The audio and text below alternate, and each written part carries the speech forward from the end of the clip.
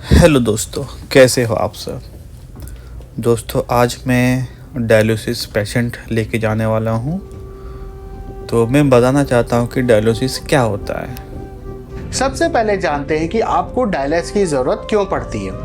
अगर किसी बीमारी की वजह से किडनी का फंक्शन मात्र 10 से 15% ही रह गया है, कि यूँ कहें कि किडनी कमज़ोर पड़ गई है, तो ऐसे में किडनी शरीर से वेस्ट प्रोडक्ट जैसे कि यूरिया, क्रिएटिनिन और एक्स्ट्रा पानी निकाल नहीं पाती है और आपको जी घबराना, उल्टी होना, पूरे शरीर में सूजन आना और थकान जैसे लक्षण आने लगते हैं। जब किडनी इस तरह से कमज़ोर पड़ जाती है तब आपको डायलिसिस की ज़रूरत पड़ती है।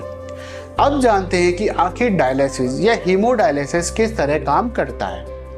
हीमोडायलिसिस में डायलिसिस मशीन का इस्तेमाल होता है, जिसमें एक किडनी की तरह काम करने वाला स्पेशल फिल्टर लगा होता है जिसे डायलाइजर कहते हैं, जिसे सामान्य भाषा में आर्टिफिशियल किडनी भी कहा जाता है। ये डायलाइजर और डायलिसिस मशीन से आपके खून से वेस्ट बाहर किया जाता है और एक्स्ट्रा पानी भी निकाला जाता है। आपके खून को डायलाइजर तक आपकी वेन से कनेक्ट किया जाता है, जिसके लिए आपके गले में या ग्रोइन में शरीर की बड़ी वेन में एक कैथेटर डाला जाता है, जिसे एचडी कैथेटर कहा जाता है, यानी हीमोडायलिसिस कैथेटर। जिन लोगों में लंबे समय तक डायलिसिस की ज़रूरत होती है, उन लोगों में एक छोटी सी सर्जरी करके बाह में एवी फिस्टुला बना दिया जाता है। ये डायलाइजर या फिल्टर दो भागों में बटा होता है, जिसमें से एक भाग आपके खून के लिए होता है और दूसरा होता है वॉशिंग फ्लूइड या डायलाइजेट के लिए। इन दोनों भागों को एक पतली झिल्ली या मेम्ब्रेन अलग करती है, यानी यूं कहें तो एक चाय की छलनी की तरह झिल्ली आपके खून और डायलाइजेट को अलग अलग रखती है। आपकी रक्त कोशिकाएं, खून में पाए जाने वाले प्रोटीन और दूसरे ज़रूरी खून के पार्ट्स खून में ही रहते हैं, क्योंकि साइज में बड़े होने के कारण ये इस झिल्ली को पार नहीं कर पाते हैं। जैसे कि चाय छानते समय चाय और अदरक जैसे छलनी के ऊपर रह जाते हैं, जबकि खून में पाए जाने वाले वेस्ट प्रोडक्ट्स जैसे कि यूरिया, क्रिएटिनिन, पोटाशियम और एक्स्ट्रा पानी इस झिल्ली को पार कर लेते हैं और खून से बाहर हो जाते हैं, जैसे कि छनी हुई चाय जो हम पी लेते हैं।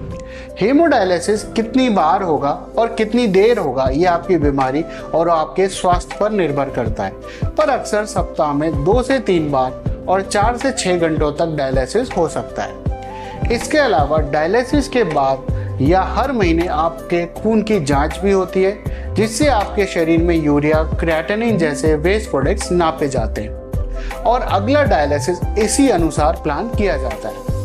ये तो हम सभी जानते हैं कि डायलिसिस जैसी प्रक्रिया हॉस्पिटल या डायलिसिस सेंटर पर ही संभव है, पर आजकल डायलिसिस घर पर भी संभव है।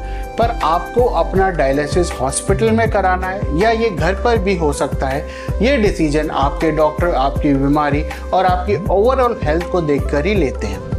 अगर आपकी ओवरऑल हेल्थ सही है तो आपको सिर्फ डायलिसिस के दौरान ही हॉस्पिटल में रुकने की ज़रूरत होती है और डायलिसिस के बाद आप तुरंत घर जा सकते हैं।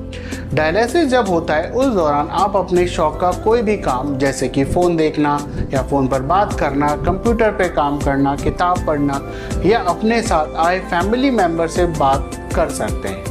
जिन लोगों को डायलिसिस चल रहा है उन्हें अपनी डाइट में प्रोटीन बढ़ाने की सलाह दी जाती है और साथ ही डाइट में पोटाशियम कम करने की सलाह भी दी जाती है। दोस्तों, अब आप सोच रहे होंगे कि क्या डायलिसिस से किडनी ठीक हो जाती है।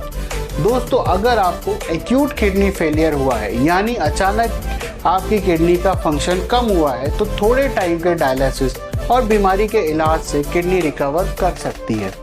पर अगर आपको क्रॉनिक किडनी डिजीज़ है, यानी लंबे समय से आपकी किडनी कमज़ोर है और समय के साथ साथ आप किडनी फेलियर में चले गए हैं, तो आपको डायलिसिस आजीवन भी लेना पड़ सकता है, जब तक कि आप किडनी ट्रांसप्लांट नहीं करवा लेते। तो दोस्तों, डायलिसिस के बारे में आप सब अब ही जान गए होंगे और अभी हम लोग परमानेंट हॉस्पिटल पहुँचे हैं। यहीं पे ये जो 3 पेशेंट है, डायलिसिस पेशेंट हैं, इनको मैं लेके आया हूँ। इनका यहीं पे इलाज होता है, तो बाकी का इलाज यहीं पे होता है। और कैसा लगा आपको ये वीडियो, और डायलिसिस के बारे में जान के प्लीज़ कमेंट ज़रूर कीजिएगा, और अच्छा लगा हो तो लाइक शेयर सब्सक्राइब ज़रूर करना। Thank you.